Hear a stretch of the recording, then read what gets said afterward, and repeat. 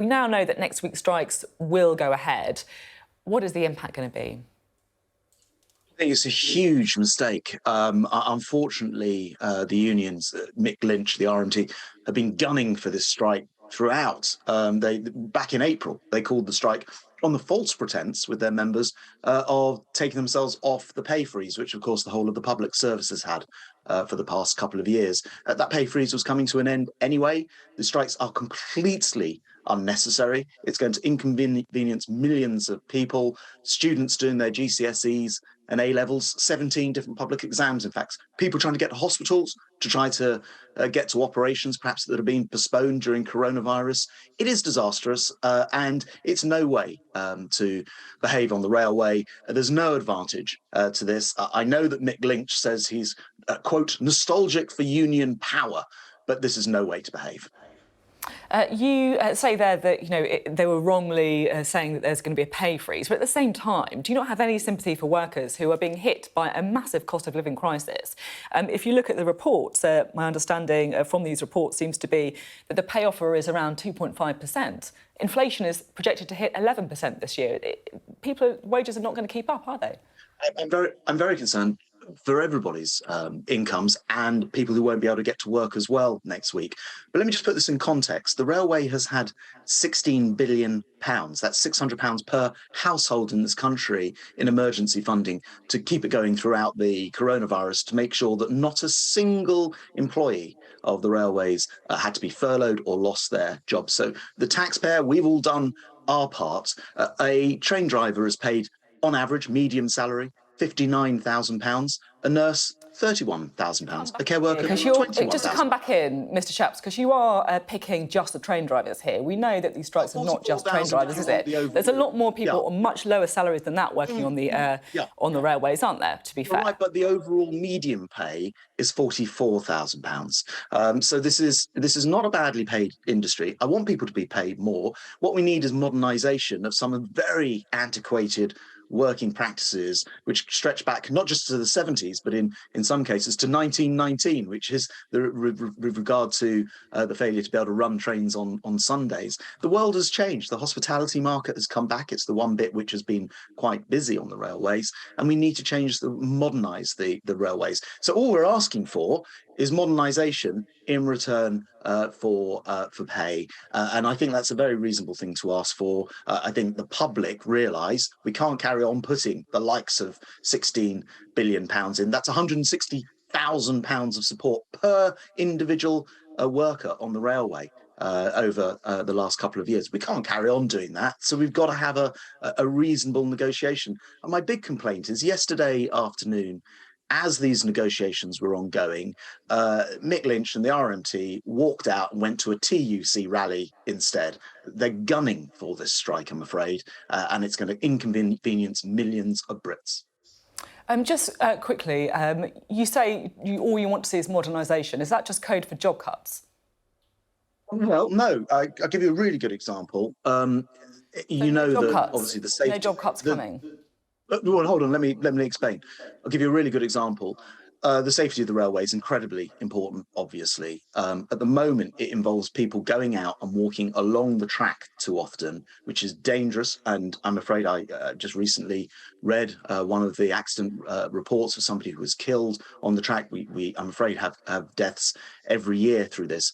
Actually, a train fitted with sensors can take 70,000 images per minute, and drones can do the overhead wires, and is far safer than sending people on the tracks. It requires technology rather than people. And so, yes, we do need to reshape the workforce. But as I say, what's happening at the moment is the unions are stopping that modernisation, not making the railways any safer. What does that mean? That means job cuts, doesn't it? Let's just talk in plain English. Reshaping the workforce means some job cuts, right?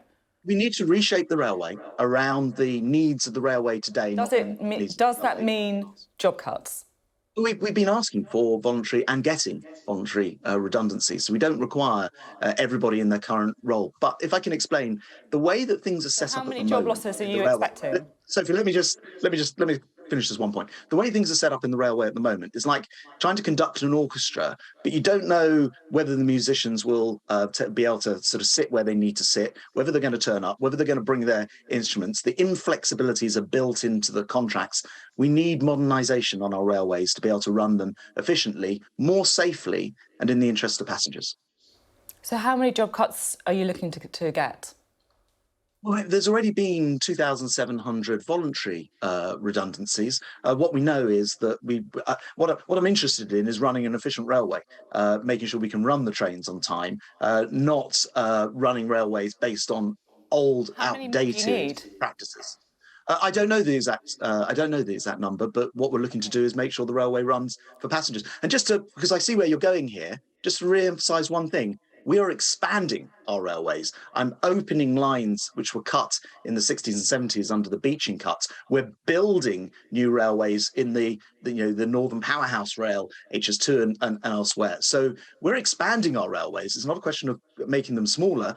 What I'm more interested in is how to run them properly rather than keeping positions exactly as they were throughout history, which is not working for our railway.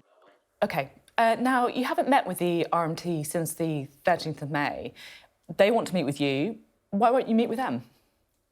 Because the negotiations need to take place with the employers. Those are the people who have the power to settle this. Mick Lynch and the RMT know this. It's a stunt that at the 11th hour, they're suddenly saying they want to meet up. In fact, only last month, the unions were saying they would not negotiate with the government. They would refuse to meet, as Mick Lynch put it, with a Tory government, his words. As I say, they balloted for this action in April before the pay offer was even on the table under false pretenses, telling their members that they weren't going to get a pay rise without it, which was totally untrue.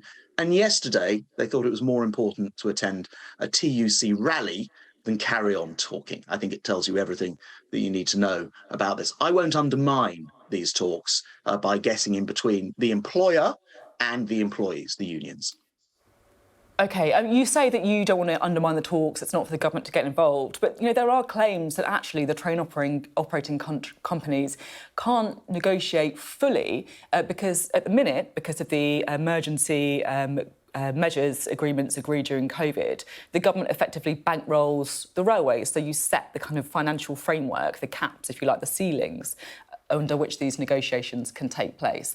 With that in mind, should the government not be in the talks if you are the one setting the ceilings? No, it is true to say that the taxpayer is bankrolling the railways. That's absolutely true to say. But the train operating companies, through something called the Rail Delivery Group and Network Rail, they have the authorities to carry out the negotiations. You can't carry them out if the RMT union has left the table to go to a rally. But is it right that the government has set the pay ceilings? Of course, this is no secret. There's a national pay approach taken by the Chancellor across the public sector.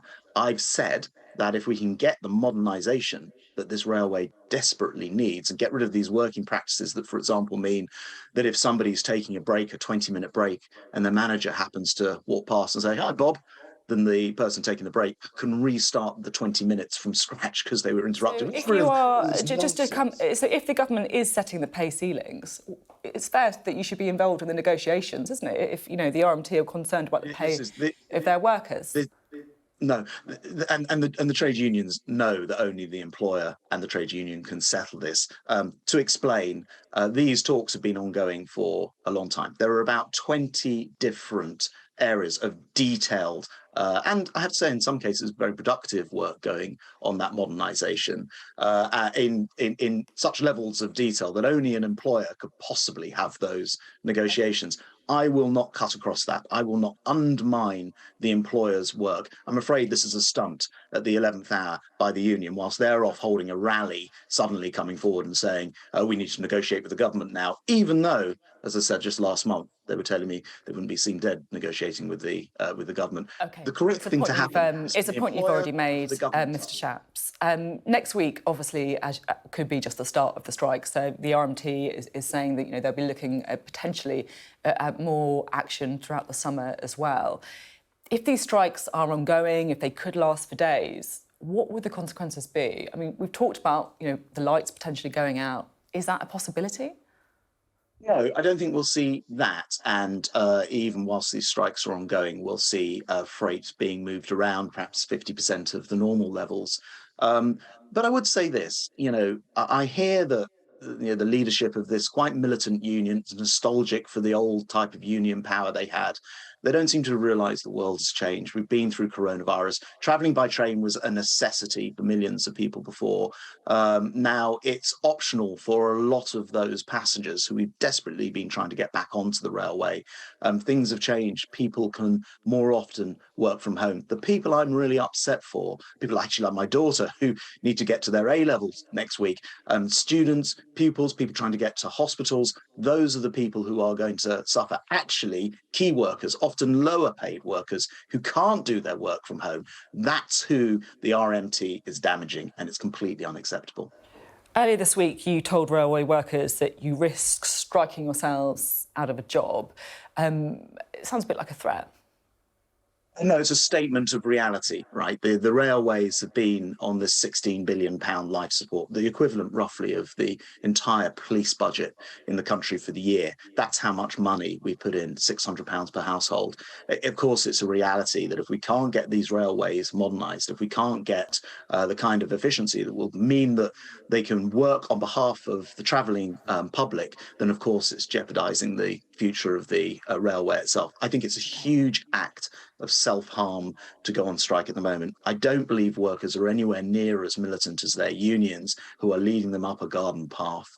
They're gunning for this strike. It's completely unnecessary. There's a sensible pay deal. There's a sensible, I think, modernisation of the railway, which would enable much more flexibility and much more automation and much safer railway. But the unions need to understand the world has changed and people don't need to necessarily travel as they did in the past, which is unfortunate.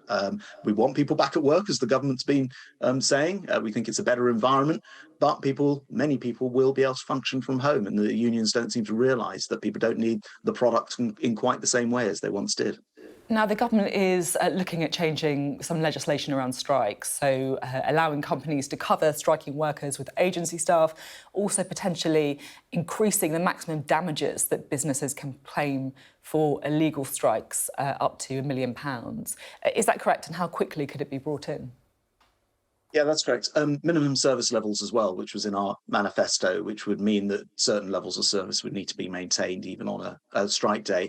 What you describe as agency workers coming in is slightly incorrect. What we're actually talking about is, for example, if you had somebody in an operations room at the moment, they can be looking at one screen. They won't move around to another screen because the union rules forbid it, as it happens, unless you make them a payment, at which point they say it's safe and they can do it.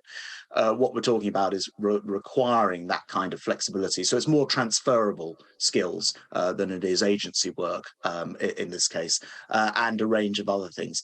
As I say, much of which really doesn't need to happen if we could just get to a sensible settlement here.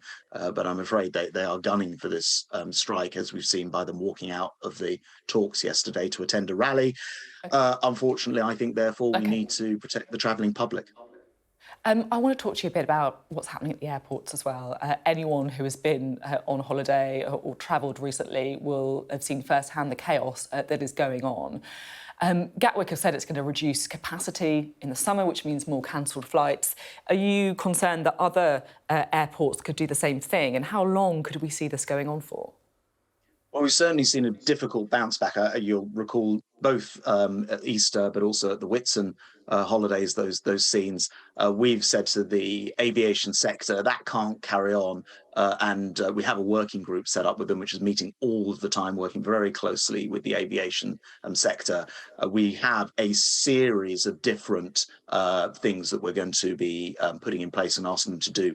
One of which was to ask them to review their schedules now, not on the day of the flight or the day before, where they destroy somebody's holiday, but in advance. And actually, I welcome what Gatwick have done to sensibly look at the schedule and see whether it could actually be fulfilled, and give people notice now rather than in 6 weeks' time, 5 weeks' time, which is what they've done. I think that's smart. We'll be coming forward with some further ideas to help alleviate pressure. Fundamentally, of course, it's down to the industry. They need to make sure they employ people, get them in the right places. This reminds me a lot of the problem that we had with a shortage of lorry drivers, which we fixed through 33 different measures that the government and the sector brought forward together.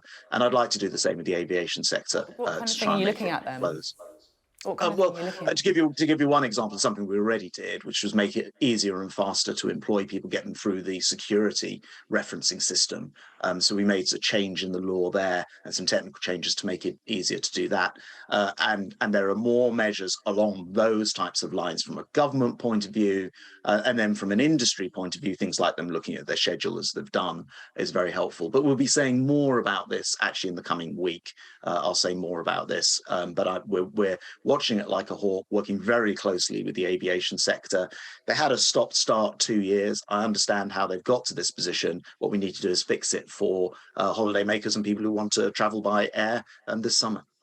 It feels, just looking at the jobs market a bit more widely, it feels like we're in a strange situation where it's almost as if the jobs market is a bit too hot. I mean, we've got 1.3 million vacancies in the labour market. The issue, of course, is getting people to fill the jobs.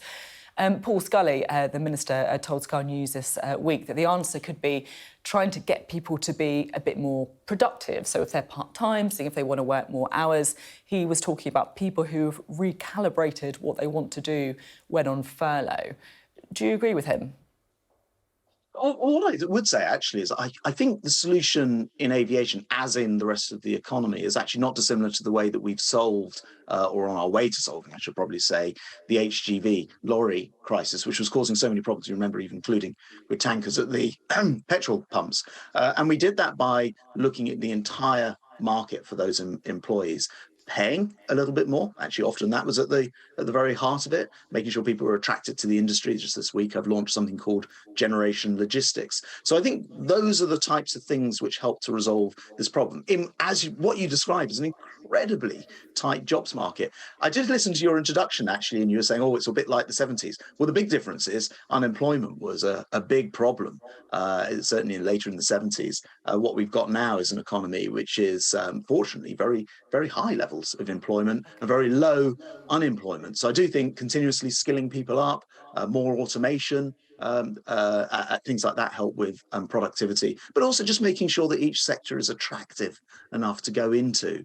And if you look at baggage handlers, for example, I don't think they've had the best deals and the best packages in the past. I think we've got to make those jobs worthwhile, well paid, and comfortable jobs to do. A bit more attractive to encourage people to do them, understood. Definitely. Just finally, during Boris Johnson's leadership campaign, you were famously the man with the spreadsheet. You predicted to the number of Conservative MPs who were going to back Boris Johnson's leadership campaign. During the recent confidence vote, when 148 MPs voted against Boris Johnson, did number 10 call on your services again? Well, I did make a prediction, but I have to say, actually, it's a statistical prediction. So, in fact, so how was your that doesn't prediction? tell you. Was it correct? Did you get it on the money again? I did, but you did get it on the money. Wait, sorry. So you correctly predicted 148 MPs again. One out, in fact, but I should point out it's not as useful as it sounds. It's not as good as it sounds. It's a statistical prediction rather than individuals who voted specifically in one way or the other. So I do not want to overplay the advantage of this, because most whips would want to know who was involved, whereas my outsider looking in version of it was, look, this is the picture as I see it. On the subject itself, since you're getting just one out, you did much better than number 10, who was seemingly predicting, far less MPs were going to rebel than they did. Did you tell Boris Johnson about your prediction? Did you warn him? Well, look, I'm not going to sort of get into sort of details of the conversation. What I was going to say, though, is speaking to even some of those who didn't support the Prime Minister a couple of weeks ago, which I've done, some of the names which would be most recognisable with people who've been critical. Everyone now is in the mood of let's give the Prime Minister the opportunity, the space, the time to make sure that he can carry on with some of the work that he's doing. We just saw him in Kyiv a couple of days ago, and as President Zelensky says, where Britain goes, others follow with regard to the war in Ukraine. I think he's showing great international leadership there. He's going to help us get through these challenges that we're facing at home, including things like cost of living and some of the things we've been doing on the railways prior to the strikes, like making sure that we have offers available for people to attract people back to the railways through the sale, and many other things, high employment levels. These are the things which really matter to people. So I just think I agree with some of those who didn't support the Prime Minister. We need to give the opportunity for this government to do what it was elected to do, notwithstanding that it had 2 years of a huge health crisis to deal with as well. And looking back on that, the Prime Minister got us the injections first, the jabs first. He got us out of lockdown first in the world. And those things are things that this Prime Minister achieved above anybody else. Understood. We are out of time. Grant Shapps, thank you very much for being on the programme this morning. Thank you. Thanks very much.